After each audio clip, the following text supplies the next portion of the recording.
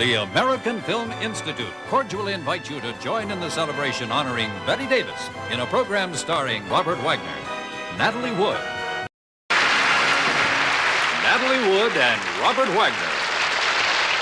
When I was about 11 years old, I'd been acting for some time and pretty much going from one picture to the other and playing somebody's child and pretty much doing what I was told.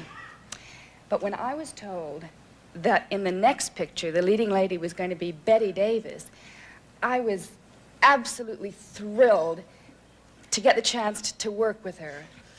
The picture was called The Star, and somehow I never got introduced to the star, although I was playing her daughter.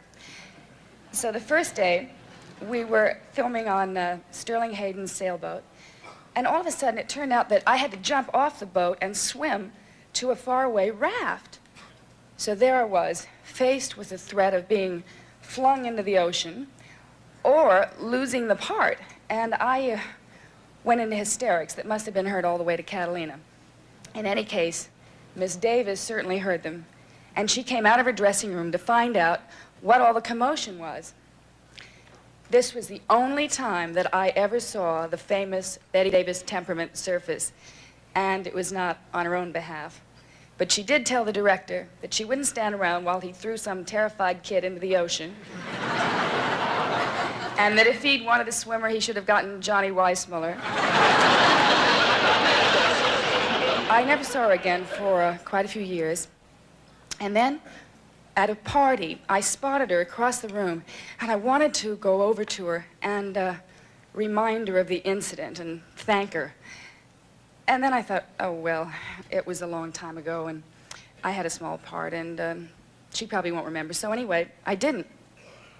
And a little while later, somebody tapped me on the shoulder, and I turned around, and it was Bette, and she said, "I'm sure you don't remember me, but we worked together once."